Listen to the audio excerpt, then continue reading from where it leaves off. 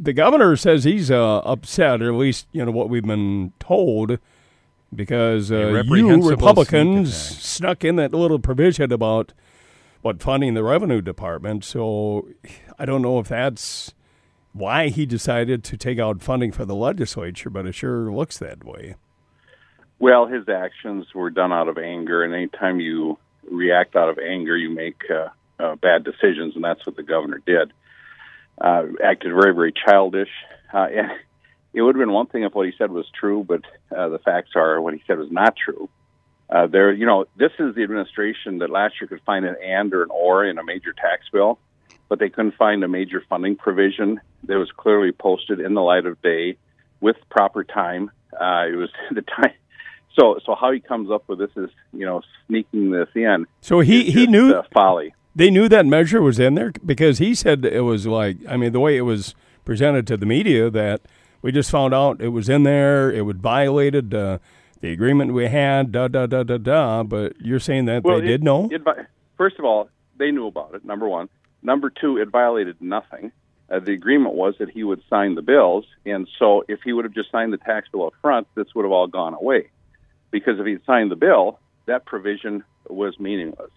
And so, the governor had a little hissy fit and acted out of anger, and then he didn't even line item veto the items correctly. First of all, one branch of government cannot eliminate another branch of government. He might need to go back to Civics 101. Well, that was the question we had. I mean, how can you eliminate funding for an elected body?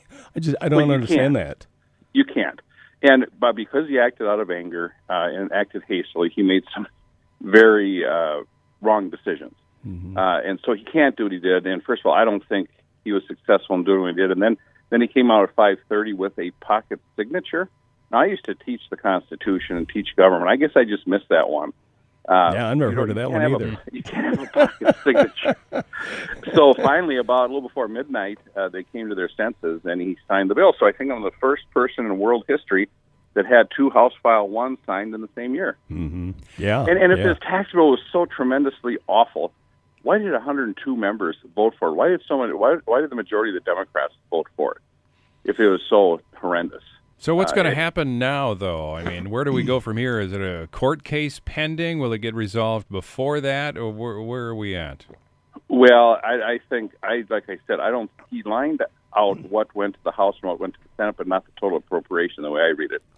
So I think we're still funded. So if Speaker Dowd, Majority Leader Gazelle could get together, they can fix that real quick. Just get a legal interpretation. Okay. But I think that Speaker Dowd said it best last night. When he said, we'll be in court before we begin special session. The governor has lost all his negotiating ability by signing the tax bill, because that is now law. We're not going to reopen that bill. We're not going to reopen the Ed Finance bill. And the courts will realize that his actions were unconstitutional by getting rid of, I guess a dictator might like one branch or maybe two branches, but we have three. Our Constitution says we have three. So what he did was, he was reprehensible. What he did was reprehensible. So I'll use his own word right back at him. Because, if you just sit down and think about it for a while, and again, he acted out of anger. And I've learned over the years, you just got to sit back, calm down, count to 10, and he didn't do any of those things. He just went ballistic into the stratosphere and eliminated one of the branches of government, which is quite bizarre behavior if you think about it for just a second. Yeah, I don't believe anything like this has ever been done before. I never heard of anything like this before. Well, because I don't think it can. Yeah. Well, there's an attempt some years ago when the courts were so drastically cut, they couldn't function. And it went to court, and it was determined that one branch cannot eliminate or severely damage another branch. He didn't just severely limit us. He eliminated us. That's how he's going to get rid of you guys. I'm just going to wipe out your first action. It's one way to get a unicameral. Yeah. But he didn't even pay for unicameral. But my first action will be to notify all DFL staff members that they're on furlough because we don't have the money to pay their wages. If you're going to play stupid games, both sides can do that, and I think that's unfortunate for the state. It doesn't move the state forward. We got a great tax bill is for the, he's got BRS, broken record syndrome.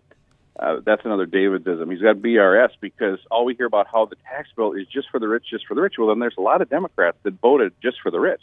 But that's not a true statement either. The number one item in our bill is Social Security relief for the poor and middle class. That's the number one item in the bill, the number one spending item. And then you go down to relieving student debt. Okay, now, there's not a lot of rich people that have student debt if you just think about it for about less than 2 seconds. And so you just go down through that bill, property tax relief, small business owner property tax relief. You just go down that bill, and there's a tremendous amount of relief for the poor and the middle class. The Section 170, the Section 529 subtraction for the middle class, credit for the poor. We put more coverage in there for the working family credit. We put more child care tax credit. Rich people don't get these things. Okay, so when he says those things, I just say he's suffering from a case of BRS. The thing is, you hear if there are some specific complaints, I think a lot of people don't care for the rhetoric when you say, "Oh, it's only for the wealthy or just for the big corporations." I mean, that doesn't really say anything, No, but I wish he'd be more. They suffer from BRS. Well, I know there was in his letter that came out, I think earlier in the day, Greg. I think and these may be legitimate concerns. He was concerned because if you're cutting off the money that was coming in on taxes on Social Security, and if you're doing this and doing that, how do you make up for that revenue stream in future years? That was something he threw out there. Right. We collected $1.65 billion more from the citizens of Minnesota than we should have. Okay, number one. Number two, go back and look at his budget of 2014, where his tails were over $1 billion. My tax tails were 770 something in there. So he's you can make up all the stories you want, but you can't make up facts. And he's making up facts. In 2014, when the Democrats had the House, the Senate, and the governor's office, there were bigger tails than there was in this bill, in the tax area I'm talking about. So, so what's he talking about? Do as I say, not as I do? Mm-hmm. Well, he says the cost of this bill, this is his letter. I don't know if you saw that letter or not, Greg. Yeah. He said there would be $790 million in the following biennium, that what is being cut through this bill would increase, and even more in future years. He says there's also a $78 million budget shift, and the tobacco tax cuts will cost about $300 million over 10 years. So I guess that's not a factor. We're not cutting tobacco taxes. We froze an inflator. Minnesota's one of the highest in the nation. We didn't cut cigarette taxes. We didn't do that. We cut the inflator. And I would argue that just from a standpoint of good tax policy, inflators are wrong, because it's the lazy man syndrome. Because what happens is, if it's on an inflator, you never have to make your case again. I think it should be done per biennium. One legislature cannot bind a future legislature, but with an inflator, that's what you're doing. So very, very bad tax policy. And, why did so many Democrats vote for it? If this bill is so bad, why were there 102 members that voted for it? Well, because you know what? It wasn't bad. Yeah. It was the best tax bill ever written, is what it was. And then he goes out, 8,000 years to say that it's off balance. Well, we'll see. We'll see in 2 years. Yeah. I'm just so thankful that he signed the tax bill, even though I should have renamed it from Come Together to the Long and Winding Road.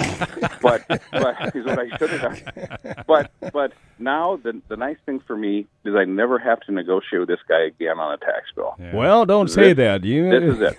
You might have another meeting. No more meetings. We're not. It's law now. Yeah. It's law, and we're not going to change it. So he can cut all the legislatures he wants to, but it's not going to stand up. So he has no negotiating position whatsoever that I can see. And I don't see, I would speak, and I'm just one member of the House, but I would speak very forcefully not to give in to his hostage demands. He thinks he's taking us hostage. Well, that usually doesn't end well. We're hostage to his breaking his word, saying that he agreed. He agreed to the tobacco inflator.